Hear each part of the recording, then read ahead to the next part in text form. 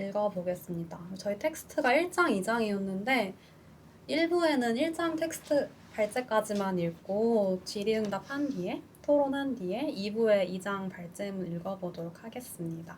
그러면 읽어보겠습니다. 사라 아메드 감정의 문화정치 1장 고통의 우연성.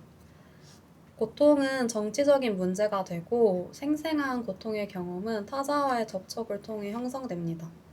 고통은 당사자만이 느낄 수 있기 때문에 개인적이고 외로운 것으로 여겨지지만 동시에 타자의 고통은 그 고통을 인식한 개인과 집단의 반응을 요구하는 것으로서 공적 담론에 자주 등장합니다. 아메드는 이에 대한 예시로 지뢰의 고통을 다루며 후원을 요청하는 크리스천 에이드의 소식지를 분석합니다.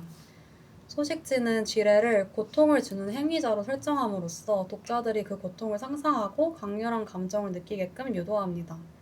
그 감정이 너무 강렬하기 때문에 지뢰가 고통을 주는 근본적인 이유, 즉 지뢰가 매설되는 이유, 전쟁과 같은 사회정치적 구조의 맥락을 은폐시킵니다. 이후 소식지에는 독자들이 후원을 통해 이러한 고통을 극복할 수 있다고 강조하면서 지뢰를 독자에게 해낼 수 있다는 마음을 촉발시키는 것으로 재설정합니다. 소식지의 주인공은 독자고 소식지가 담는 감정도 독자의 감정입니다. 이제 지뢰로 인한 고통은 타자의 것이 아니라 독자의 것 혹은 우리의 것이 됩니다. 타자의 고통이 독자의 슬픔으로 전유되는 것입니다. 이러한 전유 속에서 타자의 고통은 사라지고 타자는 그저 우리가 경험하는 느낌의 대상으로 머물게 됩니다. 동시에 타자와 나의 구분은 더욱 명확해지고 나의 느낌은 타자의 느낌에 가까워질 뿐 같아질 수 없습니다. 크리스천 에이드의 광고에서 지뢰는 고통의 행위자에서 독자에게 해낼 수 있다는 마음을 선사하는 대상으로 변모합니다. 타인의 고통은 독자가 좋은 기분을 느끼게 해주는 도구로 사용됩니다. 위에서 살펴본 소식지의 사례에서 알 수 있듯 연민은 권력관계로 인한 종속구조를 강화할 위험이 있습니다. 연민하는 주체의 너그러움에서 비롯되는데 타자의 고통을 과잉 재현하는 구도에서 연민하는 주체는 타자의 고통을 극복시킬 수 있는 지위를 확보하고 타자는 오직 연민하는 주체의 너그러움이 발현되어야만 고통에서 벗어날 수 있는 위치에 고정됩니다. 근데 이러한 너그러움은 연민하는 주체가 어째서 자신이 타자에게 무언가를 줄 수 있는지 망각했기에 가능해집니다. 다시 말해 연민하는 주체는 자신이 이미 타자의 것을 빼앗았기 때문에 다시 타자에게 무언가를 줄 수 있다는 사실을 망각합니다. 이러한 망각은 사회경제적 구조로 인한 주체와 타자의 권력관계를 은폐합니다. 아메드는 서구가 이런 방식으로 타자에게 무언가를 주는 순간에 타자의 것을 가져가 버리는 일을 되풀이하고 동시에 이를 감춘다고 강조합니다. 크리스천 에이드의 소식지는 타자의 고통을 과잉 재현함으로써 독자가 타자의 고통을 자신의 감정으로 전유하고 스스로를 너그러운 주체에 위치시키도록 만듭니다. 그리고 아메드는 그것이 고통을 이야기하는 적절한 방식이 아니라고 지적합니다. 그렇다면 고통에 대해 이야기한다는 것은 어떤 의미일까요? 많은 이들이 자신의 혹은 타인의 고통에 대해 끊임없이 이야기하지만 그 어떤 재현도 고통을 완전히 묘사할 수 없습니다. 아메드는 고통의 과잉 재현과 고통의 재현 불가능성 사이에 연관이 있으며 고통을 적절하게 표현할 길이 없기 때문에 사람들이 계속해서 고통을 떠올리거나 말할 것인지 모른다고 주장합니다. 이처럼 고통은 언어로 충분히 재현되지 않습니다. 따라서 고통에 대해 이야기한다는 것이 어떤 일을 하는지 알아보기 위해서는 먼저 고통이 이것을 경험하는 몸에 무엇을 하는지와 연결해서 살펴보아야 합니다. 고통의 표면. 고통은 보통 감각이나 느낌으로 표현됩니다. 고통은 분명 감각과 관련되지만 단순히 몸의 감각으로 환원될 수 없으며 느낌 상태가 동반되어야 고통이 비로소 고통으로 인식됩니다. 그렇다면 우리는 고통을 어떻게 이해할까요? 이를 묻기 위해 우리는 먼저 고통의 느낌이 무엇을 하는지 생각해 볼 수 있습니다. 자아가 이것이다 라는 인식을 기반으로 한다고 할 때 프로이트가 주장했듯이 자아는 신체적이라고 할 수 있습니다. 신체가 안과 밖을 구분하는 표면으로서 우리의 경계를 형성하기 때문입니다. 프로이트는 고통과 같은 신체적 감각 경험이 이러한 표면을 형성한다고 설명합니다. 이때 표면은 내부와 외부를 구분하는 동시에 매개하는 것으로 감각됩니다. 외부의 것과 접촉함으로써 표면에는 어떤 인상이 생기는데 그러한 인상은 느낌이 강화되면서 나타난 효과입니다. 발에 가시가 찔린 느낌이 해석을 통해 고통으로 인식되고 이것이 판단으로 이어지는 것이 그 예시입니다. 이는 고통의 계기라고 느낀 것에서 몸이 멀어지게 하는 등 몸과 대상이 맺는 관계를 재구성하는 계기가 되기도 합니다. 아메드는 버틀러의 물질화가 자신의 강화 개념과 유사함을 언급하며 느낌이 표면의 경계를 만드는 동시에 허물 수도 있음을 설명합니다. 우리는 피부에 고통이 느껴질 때 비로소 피부를 인식하게 되고 고통을 준 것에서 멀어지며 경계를 재설정합니다. 이것을 타자와의 경계로 설명할 수도 있습니다. 우리를 타자와 분리하는 것, 느낌이 우리를 타자와 연결하기도 한다. 그렇다면 경계로서의 몸은 어떻게 강화 혹은 물질화되는 것일까요? 몸의 표면은 어떻게 형성되는 것일까요? 몸의 표면화는 감각의 지각, 감정, 판단의 과잉 결정을 수반합니다. 몸의 표면은 대상과 타자가 남기는 인상에 대한 인식이나 해석을 통해 형성됩니다. 물론 감각과 감정은 같지 않지만 강렬한 감각의 지각은 종종 감정과 쉽게 분리되기 어렵습니다.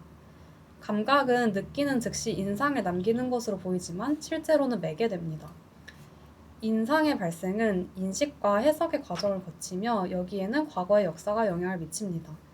사실 우리는 이미 고통이 해석된 것이라는 것을 무의식적으로 한편 고통은 우리가 우리의 몸을 알아차리게 만듭니다. 고통은 내가 나에게 돌아오도록 만듭니다.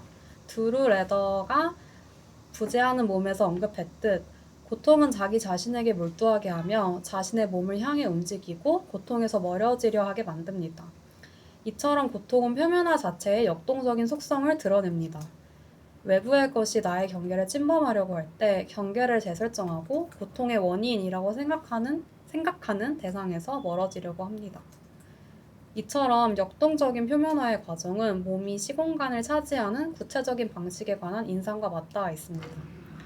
다시 말해 고통은 우리가 세계에서 어떻게 살아가며 우리의 몸으로 무엇과 관계 맺으며 살아가실 것인지에 대해 밀접한 관련이 있기 때문에 아메드는 고통이 무엇인지 묻는 대신에 고통이 무엇을 하는지에 대해 묻습니다. 이때 중요한 것은 사르트르가 말했듯 고통이 세계에 대한 우연한 애착이라는 것입니다.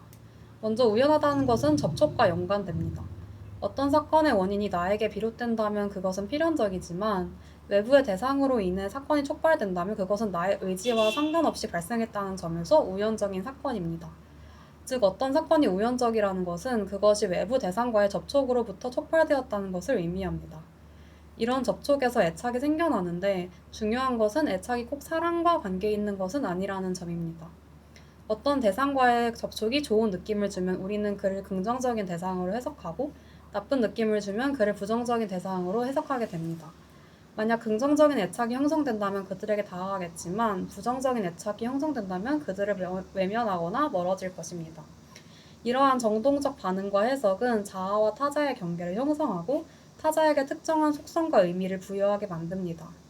이처럼 몸의 경계 표면화와 해석으로서의 물질화는 정동의 매개를 통해서 발생하고 이는 타자의 몸에 대한 해석으로 기능합니다. 우리 몸의 표면은 타자와의 접촉을 통해서만 구성되거나 재구성되고 접촉은 반드시 정동을 순반하며 이는 타자의 몸에 대한 해석으로 이어집니다. 고통의 사회성. 고통은 고통을 느끼는 당사자 외에는 경험할 수 없다는 점에서 고독한 경험이지만 바로 그렇기에 타인이 나의 고통을 알아주길 바라거나 타인의 고통을 알고 싶게 만든다는 점에서 관계성을 지닙니다. 따라서 사적인 고통이란 없습니다. 고통은 언제나 목격자가 존재해야만 드러나기 때문입니다. 그렇다면 우리는 타인의 고통과 어떻게 관계 맺는지 물을 수 있는데요. 아메드는 자신이 어머니의 고통과 더불어 살아온 경험에서 이 논의를 시작합니다. 아메드의 어머니는 고통을 호소함으로써 딸이 자신의 고통을 인정해주길 바랬고 아메드는 어머니가 경험하는 고통의 증인이 됨으로써 어머니의 고통에 생명을 부여했습니다. 하지만 어머니의 고통은 아메드가 헤아릴 수 없는 것이었습니다. 아메드는 자신이 살아낼 수 없는 것과 함께 살았다고 증언합니다. 내가 상대의 몸에서 고통을 읽어낼 수 있기 때문에 타인의 고통은 존재합니다. 인간은 사랑하는 상대를 대신해서 고통을 겪을 수 있길 바라지만 그것이 불가능하기 때문에 그러한 바람은 고통을 지닌 사람과 고통을 겪게 될 사람 사이의 간극을 지속합니다. 공감의 욕망이 발현되는 순간 상대가 무엇을 느끼는지 느낄 수 있다고 느끼는 그 순간에 주체는 상대와 다른 것을 느낍니다. 하지만 내가 타자의 고통을 느낄 수 없다는 것이 그들의 고통이 오직 그들의 것이며 나와 무관하다는 뜻은 아닙니다. 고통에 응답하는 윤리는 개인이 알 수 없고 느낄 수 없는 것이 영향을 미치도록 우리 자신을 열어두는 것입니다. 중요한 것은 타자의 몸에서 고통을 읽어내며 우리가 무언가를 느낀다는 것입니다. 타자의 고통은 처음에는 의심으로 다가오지만 점점 그 존재에 대한 믿음이 뚜렷해집니다. 그러면서 오히려 주체는 자신의 고통이야말로 타자가 느낄 수 없기에 확실하지 않다는 것을 깨닫게 됩니다. 이처럼 이해할 수 없는 타자의 고통을 목격하며 주체는 자신이 자신의 고통을 이해할 수 없다는 것을 깨닫게 됩니다. 나의 고통에 담긴 타자성을 마주할 때 나의 경계는 상대 앞에서 상대를 위해 무너진다. 아메드는 이를 고통의 사회성, 타자 곁에 머무는 우연한 애착이라고 명명합니다. 타자의 고통이 이해되기에 행동한다는 것은 타자의 고통을 자신의 슬픔으로 전유한다는 것입니다. 타자의 고통은 이해될 수 없기 때문입니다.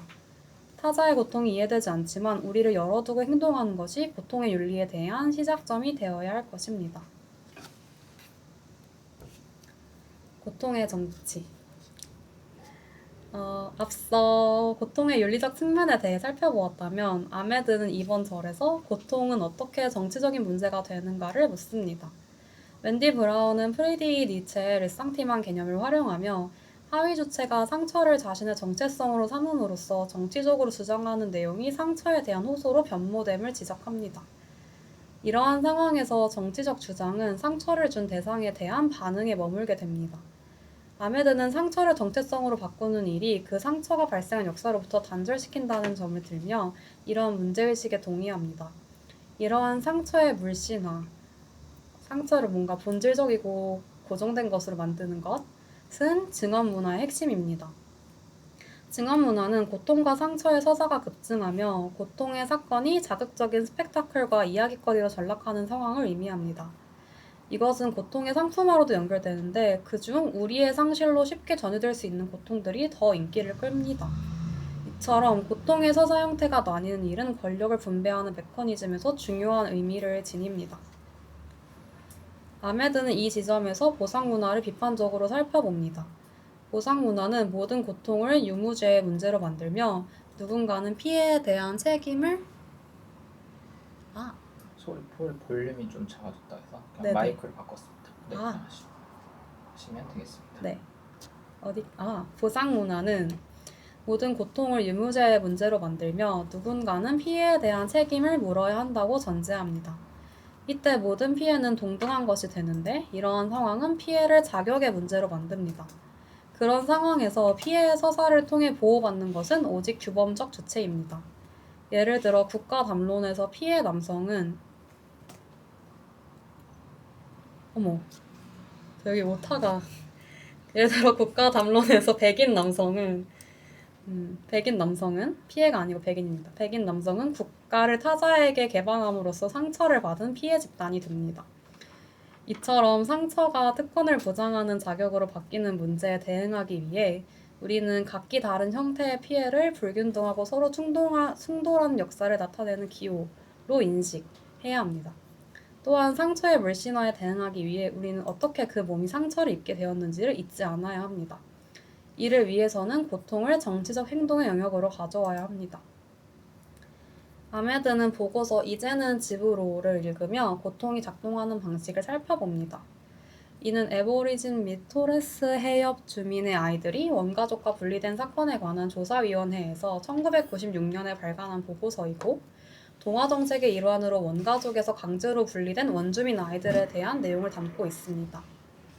강제로 연결이 끊기면서 원주민의 몸에 가해진 피해는 개인뿐 아니라 공동체의 피부에도 새겨졌습니다.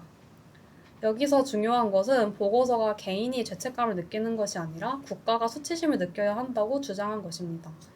만약 원주민과 이주민, 백인들이 화해를 한다면 원주민들은 이들에게 포섭되는 존재가 됩니다. 만약 개인이 이 보고서를 읽고 느낀 감정을 표현한다면 이것은 고통의 전유가 될 수 있습니다. 호주인 개인은 이 보고서를 읽으며 자신이 이 역사에 연루되었음을 느낄 수 있습니다. 보고서의 증언은 주체의 몸에, 읽는 주체의 몸에 어떤 인상을 주며 그의 몸이 다르게 살아가도록 만듭니다. 다시 말해 타자의 고통은 그들과 함께 있으면서도 그들과 하나가 될 수 없다는 사실을 배우는 정치를 요청합니다. 여기까지가 발제고요. 나눠보고 싶은 질문 3가지 가져와 봤는데 첫 번째는 아메드가 여기서 고통이 무엇인지를 묻는 게 아니라 고통이 무엇을 하는지를 물으면서 대부분의 장을 할애하는데 혹시 그렇게 전개한 이유가 무엇일지 같이 이야기를 나눠보고 싶었고요. 두 번째로 이 텍스트를 읽으면서 한국에서 계속 자행되고 있는 여성의 안전을 내세워서 자행되는 예멘 난민 입국 반대나 트랜스젠더 혐오 같은 것들이 모두 일부 여성들이 실제로 경험하는 두려움과 심리적 고통을 호소하는데 이들이 실제로 느끼는 감정에 대해서 이 텍스트의 관점에서 어떻게 비평할 수 있을지 궁금했고요. 세 번째로 고통의 사회성과 정치적 행동은 어떻게 연결될 수 있을지 나눠보면 좋을 것 같습니다. 그래서 1장 발제는 이렇게 마무리하고 토론 시간을 가져보면 좋을 것 같습니다. 저희 1부에서 1장에 대해서 살펴봤는데 이제 2부에서는 바로 2장 증오의 조직화 발제하도록 하겠습니다. 2장 증오의 조직화. 증오와 같은 감정은 타자의 몸을 특정하게 해석함으로써 집단을 수호합니다. 또한 증오는 몸과 세계를 형성합니다. 아메드는 백인 주체를 타자에 의해 상처받은 피해자로 설정하고 이들의 증오를 사랑으로 탈바꿈하는 아리안 네이션스의 웹사이트를 인용하며 이를 살펴봅니다. 이 글에서 타자는 주체의 것을 빼앗을 뿐 아니라 주체의 자리를 대체하고 주체가 사랑하는 대상을 위협하는 위험하고 혐오적인 존재로 묘사됩니다. 따라서 그런 타자에 대한 주체의 혐오는 국가에 대한 사랑으로 정당화됩니다. 이런 서사에서 타자를 혐오스러운 존재로 이해하는 감정적 해석은 상상된 주체와 백인 국가를 하나로 결속시킵니다. 평범한 백인이라는 환상적 주체는 증오를 통해 상상됩니다. 이 평범한 주체는 사랑하는 대상을 잃어버렸거나 그럴 위기에 처한 피해자로 둔갑됩니다. 증오의 대상이 되는 몸들은 다양하며 그 다양성만큼 국가의 몸도 다양하게 그려지고 형상화됩니다. 이때 중요한 것은 증오가 주체나 대상에게 내재된 것이 아니라는 점입니다. 증오는 차이와 전치의 관계에 놓인 여러 기표 사이를 순환한다는 점에서 경제적 속성을 지닙니다. 따라서 아메드는 증오의 정동 경제를 이해하기 위해 증오의 기호가 작동하는 방식과 이것이 몸과 맺는 관계를 살펴보고자 합니다. 증오가 특정 주체나 대상에게 내재하지 않는다는 것은 증오가 개인의 심리에서 비롯되지 않는다는 것을 의미합니다. 느낌은 무의식적 차원에서 우리가 다양한 수준의 의미와 과정을 가로지르도록 하지만 현재 시점에서 모든 여정을 즉각적으로 인식할 수 있는 것은 아닙니다. 아메드는 이를 감정의 잔물결 효과라고 부릅니다. 이처럼 느낌으로 인한 의미와 과정은 정확히 인식될 수 없고 다만 미끄러지기 때문에 우리는 특정한 몸을 증오의 원인으로 여기게 됩니다. 정동은 특정한 대상에 내재된 것이 아니라 대상들의 순환에 따른 효과로 생성된다는 점에서 일종의 자본으로 작동합니다. 아메드는 유통과 움직임이 가치를 자본으로 전환한다는 마르크스의 논의를 참조하며 정동경제라는 개념을 탄생시킵니다.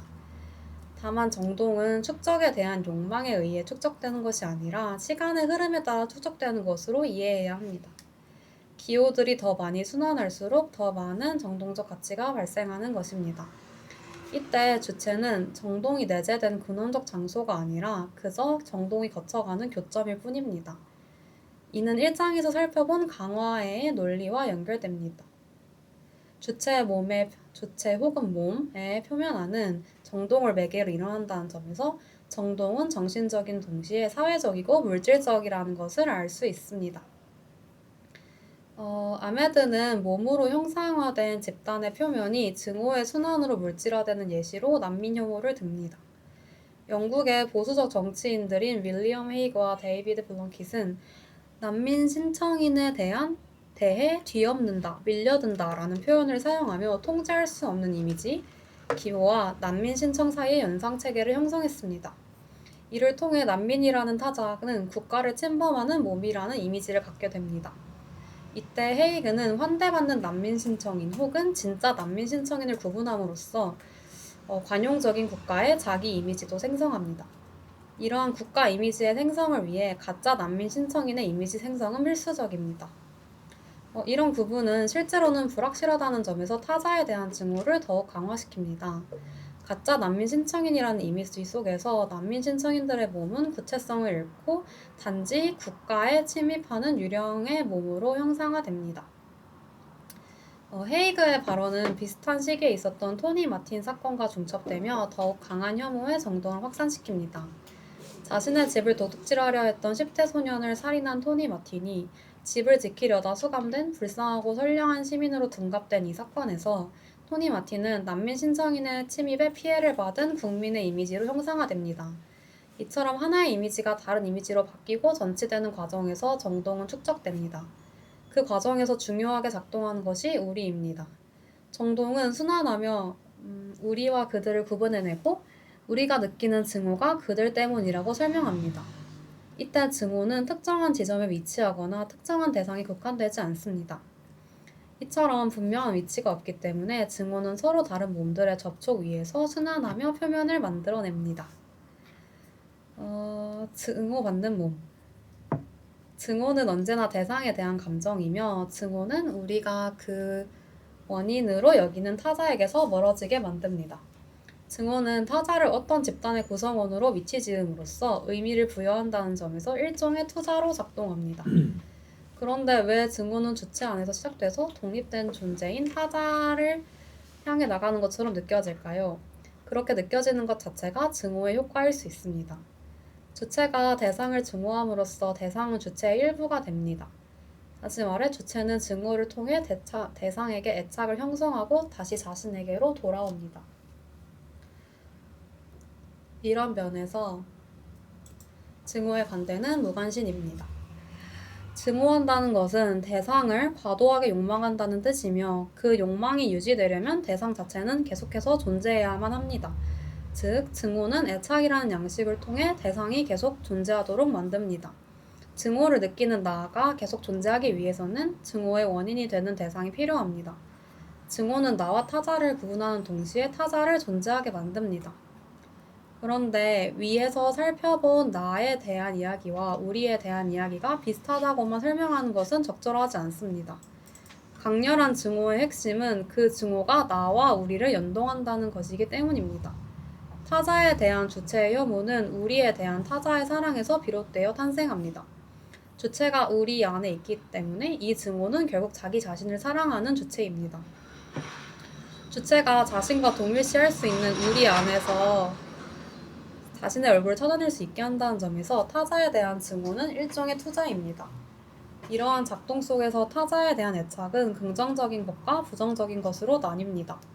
주체는 어떤 타자와 동일시함으로써 우리를 형성하고 다른 타자와의 동일시는 포기하는데 이러한 적대는 증오의 대상과 자신을 구분하는 효과를 발생시킵니다. 이처럼 감정은 대상을 사랑할 만한 타자와 증오할 만한 타자로 구분합니다. 이때 주체는 자신과 닮은 점 혹은 다른 점을 타자, 몸의 속성으로 해석합니다. 이를 통해 타자의 몸은 나와 다른 속성을 지녔기에 혐오스러운 몸이 되고 이러한 전치를 통해 주체가 느끼는 증오는 타자를 혐오스럽다고 해석하는 것이 진실하다는 기호가 됩니다. 위에서 살펴본 것처럼 대상 또는 타자와의 정동적 마주침은 대상과 타자에게 어떤 속성이 있는 것처럼 인식하게 만듭니다. 이는 주체에게 타자와 구분되는 정체성, 진짜 피해자나 위협받는 국가 등을 부여합니다. 이러한 현상은 흑인 페미니스트 오드리 로드의 경험에서 알 수 있듯 물리적 공간에서 몸으로 표현됩니다. 아메드에 따르면 로드의 어린 시절 경험에서 로드는 바퀴벌레와 함께 묶이며 증오의 대상이 됩니다. 여기서 중요한 것은 어떤 타자와 동조하거나 그걸 혐오하는 것이 구체적인 움직임 가운데 촉발된다는 것입니다. 그러한 움직임 속에서 사회적 공간과 신체적 공간은 재구성되며 경계를 만들어냅니다. 흑인 아이와 접촉하지 않으려는 백인 여성의 움직임은 몸에 닿으면 안 되는 것을 만들어냄으로써 몸의 경계를 확립시킬 뿐 아니라 그 공간을 백인의 공간으로 만듭니다. 증오범죄.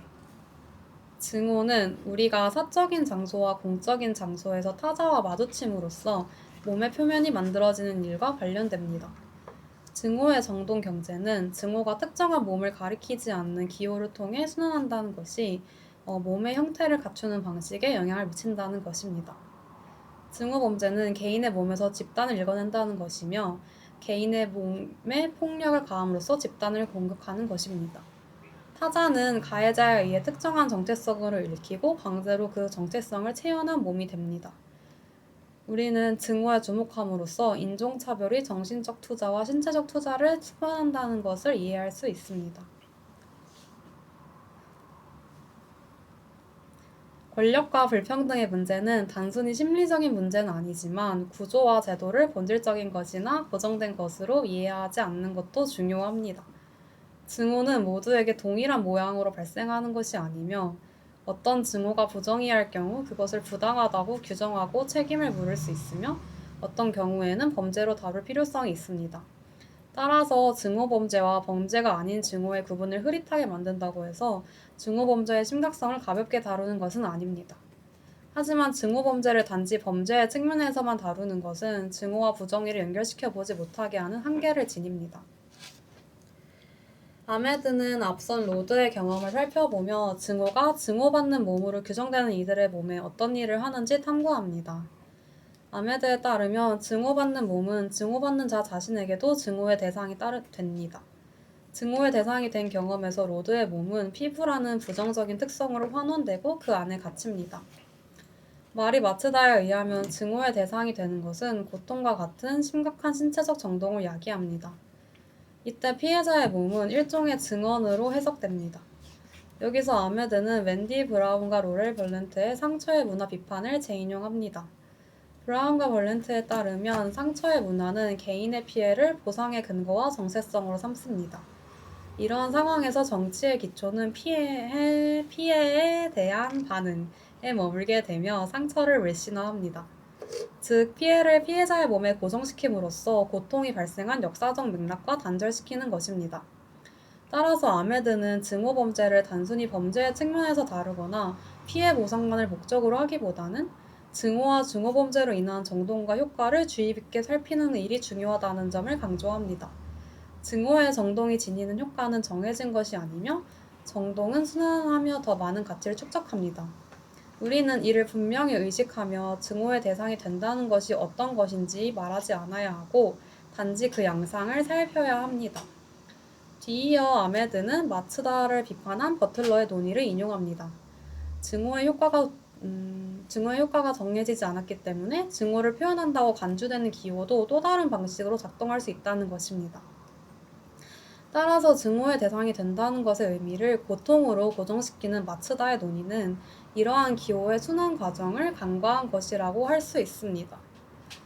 아메드는 이러한 버틀러의 주장에 동의하면서도 버틀러가 정동과 효과의 관계를 간과했다고 설명합니다.